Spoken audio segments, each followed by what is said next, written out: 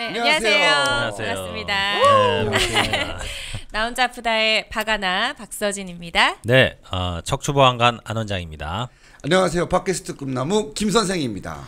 네. 안녕하세요. 정신과 전문의 박종석입니다. 네, 오늘 어떤 주제죠? 오늘 저희가요 기생충. 일단 박수 한번 치고 시작할까요? 박수! 사실 이 소식을 아카데미. 접하고 칸 영화제에 이어서 아카데미에서도 4관왕을 거머쥐었잖아요. 4관왕이었나요? 4관왕이었습니다. 이야. 예. 그래서 뭐 작품상, 감독상 독상. 또 뭐였죠? 하여튼 4가지. 예. 네 가지. 그래서 모두 국제 뭐 상을 영화. 예. 탔군요. 그래가지고 저희가 이제 이거를 좀 짚고 넘어가면 참 좋겠다라는 생각을 했는데 네. 그 영화를 보면서 이게 좀 정신적으로 문제가 있는 게 아닌가 캐릭터들이 그런 생각들 많이 하셨잖아요. 맞아, 영화 이제 보면서 저희가 네. 이제 한번 또 사실 솔직히 얘기해야죠. 솔직히 얘기하죠. 솔직히 이제 기생충에 한번 얹어가 보려고 야심차게 준비를 해서 제가 기생충 할까 짜파구리 할까 하다가 그래도 원래 기생충 할 때도 아니었는데 갑자기 기생충하고 맞아요.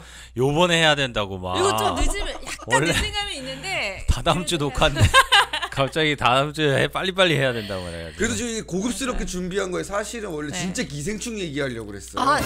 정말 그 기생충? 네.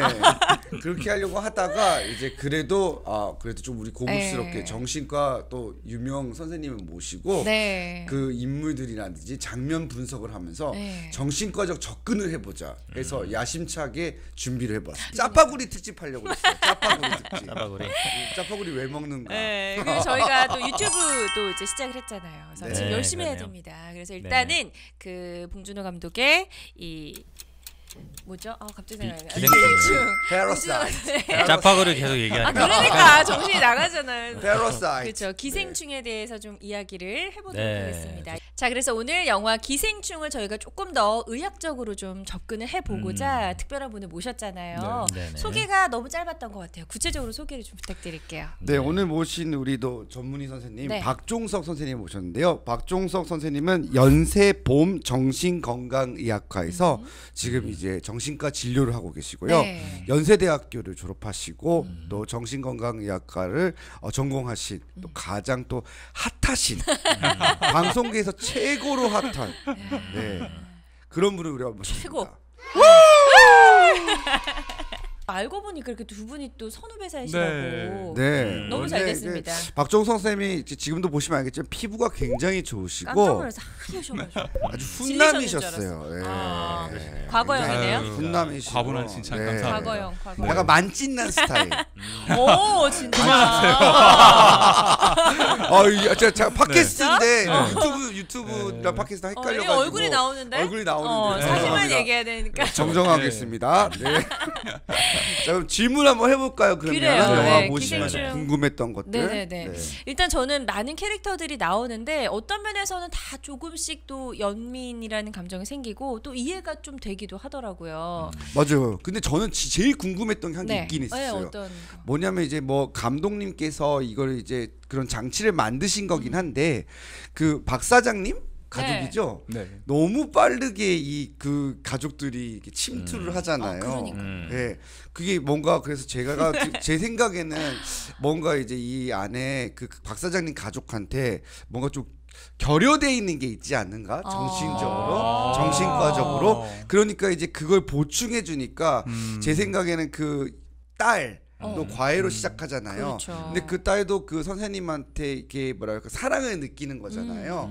근데 이제 뭐 하나의 그걸 어떤 설정이라고도 할 수 있는데 굉장히 빠르게 사랑을 느끼고 맞아요. 뭔가 그냥 제가 생각할 때는 제 나름대로 해석했을 때 그 누구였죠?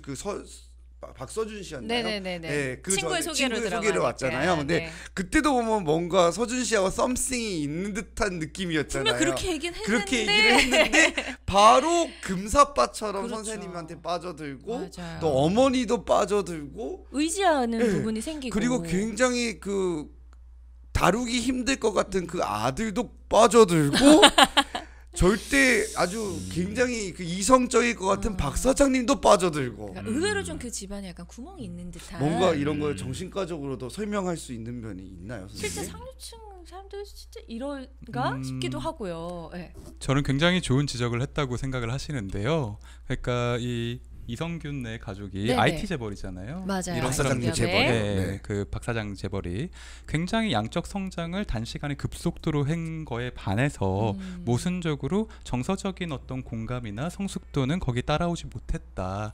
그 차이. 저는 그런 걸 갑자기, 좀 그 네. 순간순간 느꼈는데 그 뭐 사회적 지위나 그런 거에 비해서 순간순간 튀어나오는 언어나 이런 것들이 약간 좀 저급한 게 그렇죠, 있었어요. 그렇죠. 네, 그 네. 계층이 약간 어울리지 않는 네. 그런 것들이 툭툭 묻어져 나오거든요. 네. 조효정 씨도 그러고. 아. 그러니까 이게 약간 갑자기 좀 약간 부자가 되거나 갑자기 상층에 그렇죠. 진입한 사람들이 갖고 있는 어떤 그런 것들이 좀 보이더라고요. 그러니까 벼락부자가 느끼는 어떤 갑작스러운 신분 상승에 따르지 못한 네네. 정서적인 공허감, 아. 결핍 그런 것들을 그 송강호의 가족이 빠르게 기생충처럼 침투했다고 볼 수 있겠죠. 채워주면서. 그렇죠. 그래서 뭔가 부족한 면이 있었던 가족이었고 그 설정이 이제 감독님의 그 시나리오 안에서 탁탁탁탁 맞아 떨어져 들어간 거거든요. 저는 그렇게 그렇게 정신과적으로 분석. 그러니까요. 네. 역시 그 전문의께서 오시니까 뭔가 분석이 달라져. 분석이 달라졌어. 우리끼리 떠드는 거랑 내용이 우리 막 다르네. 뜬금포로 얘기했는데 그 양적 성장, 그러니까요. 급속도 양적 성장. 네, 따라오지 굉장히 못한 그 과학적으로, 의식. 의학적으로 네. 이렇게 접근해서 설명해 주시니까 귀에 쏙쏙 들어오네요. 네,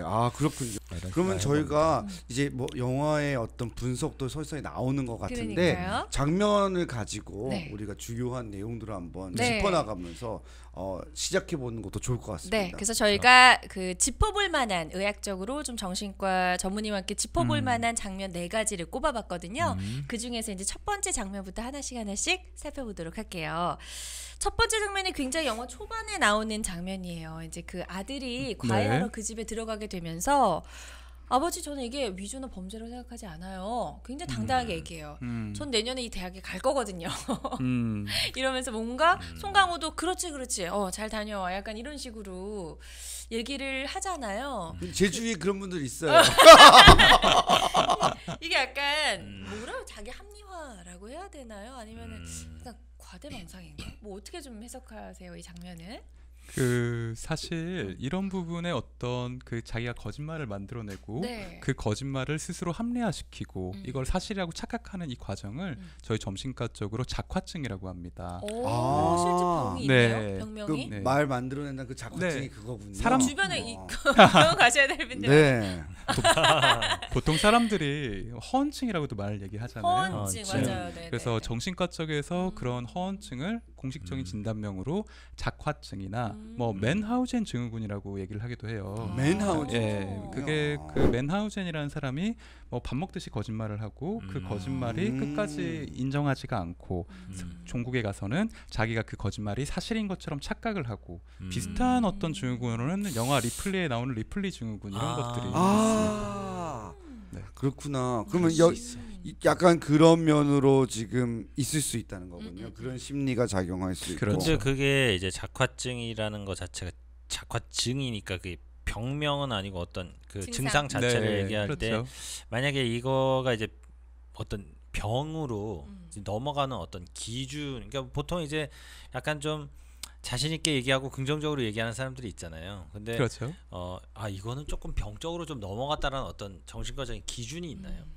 예를 들어서 작화증 같은 것들이 사람들이 대부분 안 믿어줘요. 사람들이 굉장히 뭐 인정을 하지 않는데도 자신의 거짓말을 계속 이렇게 반복 고집한다거나 아니면은 이런 게 작화증이나 허언증 이런 거짓말들이 습관적으로 병적으로 반복되는 경우에는 사람들의 대인관계나 직업적 기능을 굉장히 깨트립니다. 못하겠죠. 사회생활을 원만하게 하기가 힘들 것 같고 네. 그럴 경우에는 이것도 이제 치료를 받아야 그렇죠. 하긴 그 기준이라는 게 뭐 하루에 그렇게 허언을 뭐 몇 번은 한다, 7번 이상 한다 그러면은 뭐 병이다 이런 기준들이 생기기 힘드니까. 그러니까 말씀하신 기준들이 맞겠네요. 그러니까 작화증으로 인해서 일반적인 사회 기능이나 어떤 직업적인 능력이나 그쵸. 이런 것들이 떨어지면서 네. 이제 소외가 되는 정도면은 뭐 그럼요. 병적인 사람은 되게 병적이 이 정신과 질환은 보면 이게 한 1, 2%씩 존재하는 거잖아요. 그렇죠. 전체 인구 집단에서. 그래서 네네네. 보면은 그러니까 학교 생활이라든지 아니면 사회 생활을 하다 보면 간혹씩 그런 경향의 사람들이 있다니까요. 주변에 있나요? 저도 있었어요. 네. 진짜. 그러니까 조금 뭐라 그럴까 학교 생활을 하면서 그렇게 말을 계속하는 친구가 한 명 있었어요. 좀 유명했어요. 예. 근데 대인 나도 막 관계도 떠오르는데 되게 한두 명이. 아 진짜. 대인 관계가 좋지가 않았어요. 그죠. 예. 그럴 수밖에 없죠. 그렇죠. 근데 네. 대인 관계가 좋다면 그건 사기꾼이죠, 아닐 거예요. 사기꾼. 아 사기꾼이야 그건. 그건 약간 사기꾼이지. 허세 이래저래 이럴 문제. 수도 있고. 그렇지. 약간 대인 관계가 안 좋고 그냥 그러니까 인사도 잘 안 해요. 어떨 때 인사하고 어떨 때는 또 인사 잘 안 하고. 그러면서 조금 이제 심각한. 예, 그러면서 계속 말을 좀 막 여기 가서 지어내고 저기 가서 지어내고 그러다 보니까 좀 인간관계에서 문제도 일으킬 때가 있고. 의대 친구? 삐. 그분 근데 하시면 나중에 의사하면 진짜 잘할 수도 있어. 됐을까? 잘할 수도 있다. 진짜가 됐을까? 궁금하다. 네, 뭐 더 말씀하실 거. 그 저희가 몇 가지 기준이 있어요. 네. 자기가 이런 하는 거짓말이 어떻게 보면은 다른 사람한테 피해를 끼치는 걸 알면서도 자기가 거짓말을 계속 그 반복하고 계속 지속을 한다거나 아니면 자신의 경제적 이익, 사회적 이익을 위해서 의도적으로 이거를 만들어내서 사용하는 경우 이런 식의 경우에는 저희가 좀 제한적이긴 하지만 소시오패틱한 그러니까 약간 반사회적 인격 성향이 있다고 여깁니다. 그래서 네. 그런 게 추가돼서 병합되었을 경우에는 저희가 이걸 훨씬 더 병적이고 약간 사회적 무리를 일으킬 수 있다 이렇게 보는 거죠. 그 영화에서 나오는 정도면 병적인 거죠. 그렇죠. 네, 그렇죠. 네. 그렇죠. 그랬네. 굉장히 아무렇지 않게. 그렇죠. 그러니까 죄책감을 전혀 느끼지 않고 그 집에 들어가니까. 그러니까 공감 능력이나 죄책감이나 양심적인 어떤 판단 기준이 전혀 없이 결여돼요. 거짓말을 굉장히 습관적으로 반복을 하는 거죠. 이 정도 상태는 이미 어떤 정신과적으로 병의 상태가 아닐까 생각합니다. 그래요. 그래서 이렇게 해서 저희가 첫 번째 번째 장면을 장면이었죠? 짚어봤어요. 네. 확실히 이렇게 조금 전문의로부터 설명을 들으니까 쏙쏙 들어오는 것 같아요. 네. 재밌네요. 전문의가 둘이나 있어도 뭐 안 돼. 거의 의사가 아니야 우리 유튜브. 전혀 전문 분야가 아니니까. 저희 지금 이렇게 작화증을 했던 거예요. 그럼. 박 아나운서가 이렇게 우리를 이렇게 높여준 적이 없는 것 아니에요, 같아요. 아니에요. 의사로서는 없어. 의사로서. 척추 얘기할 때. 척추 아, 얘기할 때. 예. 그럼요. 예. 감사합니다. 네. 두 번째 장면으로 가보죠. 두 번째 장면에 한번 연기를 해주시면 어떨까요? 이게 조여정 씨랑 이성균 연기를 씨가 하라고. 얘기할 때 뭐 이런 얘기가 있었는데 이제 기존에 있었던 운전기사나 가정부를 이제 내보내게 되잖아요. 맞아요.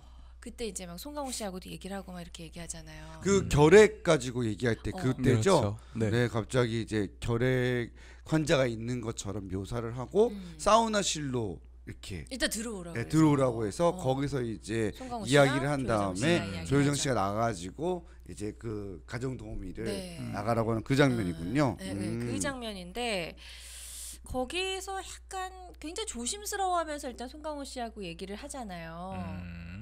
그리고 약간 좀 둘러서 얘기한다고 해야 되나요? 직접적으로 얘기하지 않고. 그리고 저는 그 장면이 기억이 나는데 이렇게 정원에서 조여정 씨하고 그 가정부가 이야기를 나누는데 조여정 씨가 굉장히 힘들어하면서 네. 얘기했던 그 장면이 기억이 나요. 근데 이건 보통 사람들도 다 이렇지 않나요? 맞아요. 이런 얘기하기 조금 어렵죠. 네, 저희 원장님도 그러시던데 직원들 내보내실 얘기할 때 때 원래 직접적으로 말하지 않고 돌려서 이야기하시는데 제 얘기하는 건 아니죠? 아니고요. 예. 맞아, 이건 좀 그렇죠. 누구에게나 이거 당연히 있을 것 같은데요. 접근하기 조금 서진 어려워. 씨는 그럼 직접적으로 얘기할 수 저도 있어요? 직접적으로 얘기 못하죠. 저 그런 거 되게 얘기 못할 것 같아요. 못하고. 네. 서진 씨 문자로 톡으로 보내나요?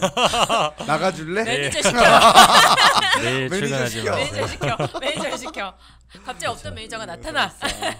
근데 그런 건 있는 것 같아. 직원이 나갈 때 내가 뭐 퇴직을 시켜서 나가는 게 아니고 직원이 떠나갈 때 그 떠나 보내는 거에 대해서 약간 익숙하지 않은 거는 있는 것 같아.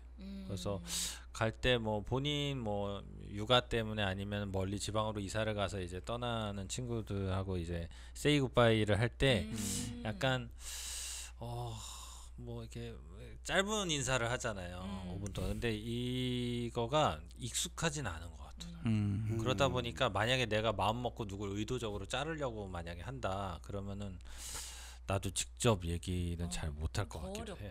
겠죠. 뭐 여러 가지 사람 성격일 것 김 같기는 선생님 한데. 잘하신 것 같은. 저 웃으면서 못합니다. 하실 것 같은데. 저도 잘 못해요. 뭐 맞아요. 이제 하지만 근데 돌려 말하지는 않을 것 같고, 오히려 이야기는 저는 솔직하게. 할 것 같아요. 만약 똑같은 상황이었다 그 영화 장면에서 네네네. 그러면 이제 건강이 안 좋으신 것 같다 저는 얘기를 할 것 같아요. 네 그리고 혹시 제가 보니까 이렇게 뭐 피가래를 봤다 아니면 이런 얘기도 저는 직접 할 것 같은데 그래서 이 건강이 중요한 거니까 지금 본인 건강을 먼저 챙겨야 된다. 사실 이거 약간 직업적인 자질에도 연관이 있는 거잖아요. 이렇게 건강 뭐 이런 게 있어야 된대요, 실제로. 네 건강 그렇죠. 확인서도 맞아요. 맞아요. 필요하고 있어요. 하니까. 당연히 중요한 그쵸. 거니까요. 근데 요 정도 얘기는 또 어떻게 보면 얘기할 수 있을 것 같긴 하네요. 네. 네. 어떻게 보셨어요? 그 제가 봤을 때는요, 이 장면은 영화나 작가의 그 아니면 감독의 어떤 상징적인 의도가 들어간 부분이라고 생각을 하는데요. 그 조여정 씨 부부가 아까 말했듯이 굉장히 부자지만 네. 열등감을 가지고 있는 부자잖아요. 맞아요. 그렇기 때문에 이중적인 모습이 있어요. 굉장히 아랫사람들을 무시하면서도 겉으로는 굉장히 자기들이 교양이 있고 그 사람들을 굉장히 우대해주는 듯한 그런 착한 사람으로서의 포지션을 절대 잃고 싶어 하지 않고 있거든요. 그런. 네, 근데 그게 보이는 거예요. 그렇죠. 우리 관객들의 눈에는. 그게 약간 모순적으로 약간 희극적인 요소를 섞어서 뻔히 보이는데 끝까지 자기가 나쁜 사람이고 싶지 않은 나쁜 얘기는 상대방이 알아서 하도록 자기가 쫓아내는 것이면서도 마치 그 사람이 원해서 알아서 나가라는 그쵸. 결정권을 주는 듯한 그런 약간 마니플레이션적인 특징이 나타나는 부분이라고 약간 모순적이면서도 재밌는 장면이라고 생각을 합니다. 오히려 진짜 좀 희극적인 장면으로 꼽을 네. 수도 있겠네요. 역시 제가 막 주저리 얘기한 걸 역시 우리 원장님께서는 아주 고급스러운 스스로 오늘 한 방에 정리가 되죠. 뭐 매니 어쩌고 저쩌고 뭐 이렇게 정말 예, 갑자기 제가 막 자막으로 낮아지는 잘 것 같아요. 넣어주세요. 네, 피디님 부탁드립니다.